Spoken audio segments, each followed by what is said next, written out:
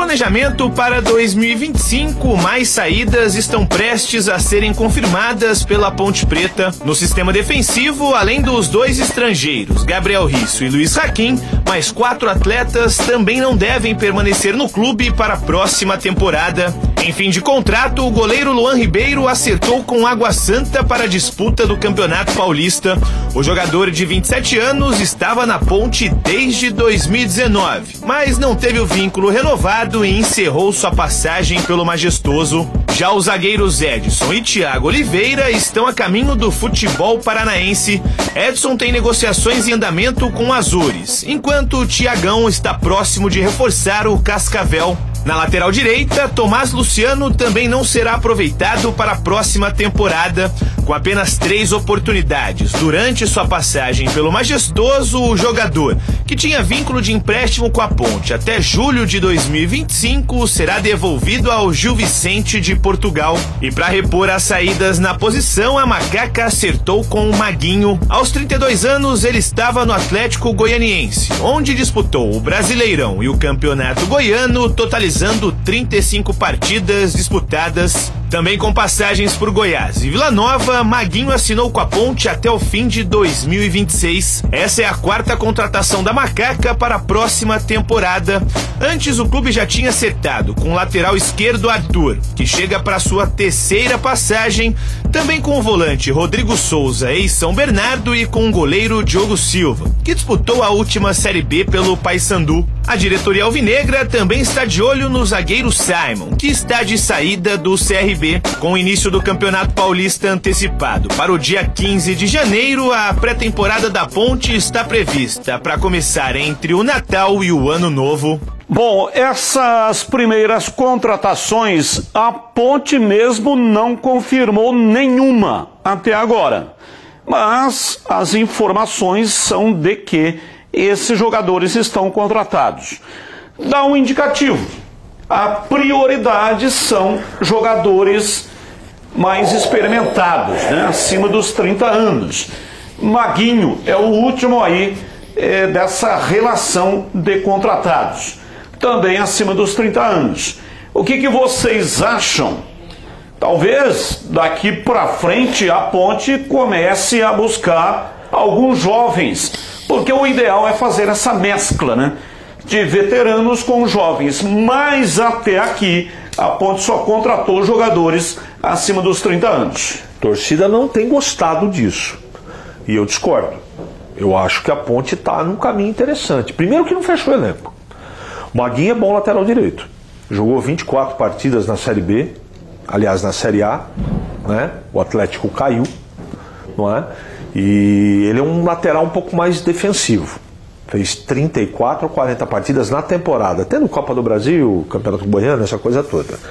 E é um jogador que dentro do orçamento da Ponte eu acho que é melhor do que aqueles, acho não, tenho certeza, que é, na teoria, melhor do que esses que jogaram nessa temporada. Portanto, eu considero como boa contratação. Eu também, Batista, eu acho que...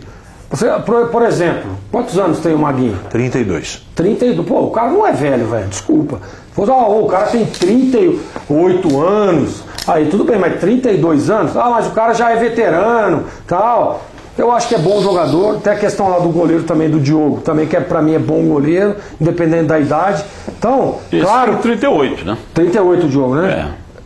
Ok, mas aí... O goleiro normalmente é mais longe. Exatamente, é até melhor, né? O cara mais experiente e tal, é bom goleiro, fez um bom campeonato, se destacou lá no CRB, né? E depois fez um bom campeonato também pelo Paysandu. Então eu acho que a Ponte está no caminho certo. Claro que essa mescla é importante, você trazer jovens, e aí os experientes ajudando. Isso acontece muito no futebol. E o Alberto Valentim, que é o treinador, juntamente lá com o João também, que agora está à frente do futebol, são caras que são experientes e conhecem como é que funciona. Então, todos os nomes falados aí, que ainda não foram anunciados, mas provavelmente vão ser, para mim, eu acho que são boas contratações. Melhores daquelas que estavam esse ano. É importante dizer algo que é a realidade, não é? Contratar volante primeiro para trás é mais fácil do que contratar do volante para frente. Então agora a gente vai ver realmente a força da Ponte no mercado, criatividade, conhecimento. Então não é... Eu gostei de todos os nomes anunciados aí, não pela Ponte, mas que a gente está sabendo que contratou. Nada contra nenhum, inclusive o Simon, que ainda não tem algum detalhezinho para acertar, caso acerte. Eu entendo que é um bom zagueiro. Agora, do segundo volante para frente, onde foi um grande problema para a Ponte, esse é o grande desafio. Pergunta que não quero calar. Pergunte. Quem será o goleiro titular da Ponte? O Diogo. Você é o especialista. Você acha que é o Diogo? Você, irmão, quem tem que falar é você. Eu acho responder a sua própria Eu acho que a briga vai ser muito boa. Vai ser muito boa. Mas eu não dá pra colocar aqui porque contratou goleiro, um goleiro mais experiente e tal. Mas não dá pra. Eu não contei. Olha, o Pedrão não foi culpado, não, hein, gente? Teve uma falha ou outra, isso acontece com todos os goleiros. Né? Agora, olha o que estava na sua frente ali protegendo. A Ponte tinha algum lateral, direito ou esquerdo? Qual que era o zagueiro titular da Ponte? A dupla de zaga titular da Ponte? Nunca teve, gente. Então dá pra botar a culpa no Pedrão. Se fosse o Lauro, né, e provavelmente o Alberto Valentim deve deixar essa questão dos goleiros nas mãos do Lauro, eu começaria com o Pedrão. Ele é o titular, pô. E o Diogo, claro, vai buscar o seu espaço, que é bom goleiro também. Então a Ponte estaria num nível muito bom dos dois goleiros, mas eu iniciaria com o Pedrão, que era o titular. A Ponte foi rebaixada e teve vários motivos. Mas um deles foi o comportamento do sistema defensivo. Jamais e outra coisa, e conseguiu um lateral toda hora titular, menos. Toda hora trocando um pior do que o outro. O único que, na minha opinião, deveria ser o titular foi aproveitado só em alguns jogos, que é o João Gabriel, menino, de talento, de qualidade. E teve até alguns jogos que ele foi colocado na lateral esquerda. Não devia, porque ninguém estava convencendo na lateral direita. Aí você tem no banco um menino de talento, de qualidade, e coloca uns caras que não estão dando conta do recado e exclui da titularidade o João Gabriel. Tá errado. Tinha que ter dado sequência com o João Gabriel, como aconteceu aí com vários outros jogadores, né? Amaral saiu da base, foi aproveitado, virou titular, rendeu tecnicamente e também financeiramente. Leonaldi também saiu da base. Filipinho, que veio para o time sub-23 e foi aproveitado. O DG, zagueiro, que depois foi vendido por 10, 12 milhões para o Red Bull Bragantino. Aí não tem ninguém convencendo e não coloca o menino para jogar. Na lateral esquerda, quando terminou o Campeonato Paulista, todos nós aqui, olha, Gabriel Risso, a Ponte tem que comprar, hein? Tem que ir lá, tem que renovar o contrato. Foi um fiasco, foi horroroso na lateral esquerda, e quem entrou no lugar dele também não convenceu. E o sistema defensivo, a zaga também foi uma piada. Ninguém convenceu, ninguém conseguiu fazer absolutamente nada. Agora um detalhe, o Gé passou por cirurgia, vai ficar cerca de 4 meses inativo.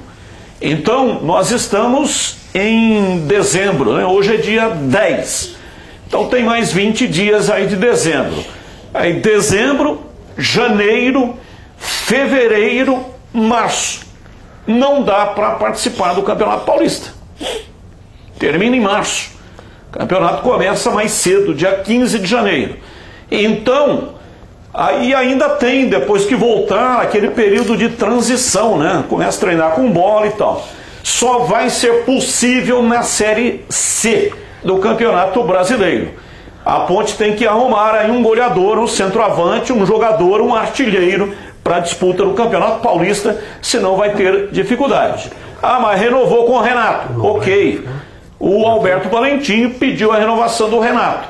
Só que o Renato, na Série B, negou fogo. Jamais foi aquele Renato goleador, fazedor de gols, né? Então o Renato pode ser o candidato? Pode. Mas também não pode deixar só nos pés dele. Isso que eu ia falar, né, Batista? Às vezes eu também acho, tá, que o Renato, né, não fez absolutamente nada. Mas a gente não sabe, né? O Roberto Valentim que pediu a renovação. às vezes um posicionamento diferente, uma característica de time diferente, pode fazer com que o Renato saia fazendo gols atrás do outro. Ele sempre foi muito artilheiro, todos os times que passou. Inclusive quando contratado, eu falei aqui, uma ótima contratação. Mas não deu resultado agora, quem sabe? Né? Campeonatos diferentes e tal, pode ser que ele dê certo. Olha, o Gé. Aí não tem comparação, né? O Gé, estando em condições, a gente não sabe como é que ele vai voltar na contusão, mas a medicina está muito avançada, né? Então não é como antigamente, que às vezes o jogador tinha até que encerrar a carreira.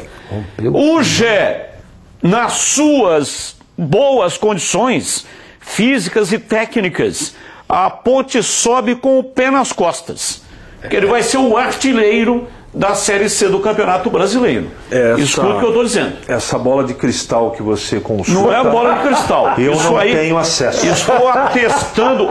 Você tem alguma dúvida que, estando bem fisicamente, o Gé não vai ser o artilheiro da Série C? Sabe o que eu tenho? Será que ele vai querer jogar a Série C? Estou dizendo, é uma boa pergunta.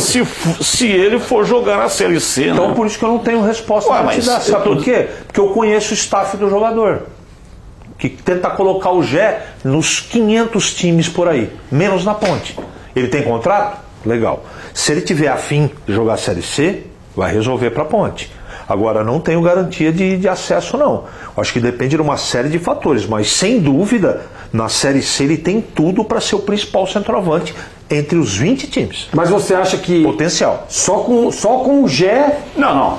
Eu não sei, imbecil esse ponto. Você falou, eu tenho certeza que com o Gé a Ponte sobe com o pé nas costas. Olha, todo vai time, de uma a montagem do time, primeiro que tem que ter um bom goleiro. E aí tem que ter 2 laterais, um muito ofensivo e outro mais marcador. 2 zagueiros, um rápido e o outro mais lento, mas esse mais lento é mais bem dotado tecnicamente. Tem que ter um volante forte para jogar na cabeça da área e um volante mais técnico que também pode atuar ali e distribuir o jogo. Né? E aí um meia, não sei se o Elvis vai permanecer, e aí tem que ter 2 jogadores de beirada, os chamados jogadores de velocidade ou extremos. Como gosta de dizer o Tite, né? Extremos. Não é extremos, é externos. Externos, não extremos, externos. E um centroavante. Então, toda a montagem de time é isso aí, pô, não tem segredo. Então, claro que tem a questão da qualidade técnica, né? Porque senão você pegar um time da Série C e ele seria campeão do mundo. Então não é assim. Mas tem a qualidade técnica, mas todo time, toda a montagem, não é isso? Não é desse jeito que se monta time? Não, assim, ó, primeiro, por isso que quando a gente fala muito de critérios da diretoria na contratação de treinador, porque, por exemplo, o Alberto Valentim está chegando agora, pensamento totalmente diferente do João Brigatti, do próprio Nelsinho Batista que esteve aí. É completamente diferente. Mas não vai fugir disso. Eu sei, Batista, mas ele precisa ter os critérios. A montagem ele precisa ter. Ele vai ali, pô, eu vou, olha, diretamente ligar a maneira que o time vai jogar. Exatamente. E aí o que acontece? E as alternativas? Por exemplo, e o dia que não dá para ele vai enfrentar um time que não dá para jogar com 2 externos, né? E aí, como é que faz? Eu tenho um jogador que cumpre ali com os 2, ou eu tenho um jogador de meio de campo que possa fazer um volante usando o corredor de um lado e o outro usando do outro. Então tem essas coisas. É por isso que é muito complexo. Né? É por isso que tem hoje a questão dos staff, como é que chama lá? Os scouts. Os scouts, os caras que fazem ali, analisam o mercado, né? Vê que jogador que se encaixa. Porque aí o treinador chega, ó, é o seguinte, eu vou usar essa plataforma e as minhas alternativas são essas. Tá? De jogo. E aí o cara, olha, para essa aqui nós temos esses jogadores, para essa nós temos esse. Mas aí tem a questão financeira. Ó, aquele jogo, o Carlos Batista, ele é um baita de um lateral direito, né? Mas só defende. Mas viu, ele é muito caro. Então assim, é muito complexo. Você sabe não é tão simples assim. Sabe um erro que toda hora os dirigentes no país eles cometem? O principal erro, eles desconsideram o DNA do clube. Vou tentar explicar para quem está em casa entender. O Maurício Souza, apesar de ser um novato, combina mais com o Guarani do que o Alberto Valentim com a Ponte. O Gleger falou exatamente o que eu penso. Você pegar o trabalho do Nelsinho Batista, que valoriza a parte de marcação para, de maneira secundária, propor o jogo, é uma coisa. O Valentim é justamente ao contrário. Agora eu pergunto, e é bom profissional, tá? Bom profissional, vou torcer para ele, mas o DNA da Ponte é diferente, né? Espero que ele tenha muito sucesso. Então esse é um grande erro que o dirigente comete. Ele desconsidera isso. Sabe como é que ele contrata? Jogador e técnico, quem está disponível no mercado. E não é assim que a banda toca, pelo menos no meu conceito.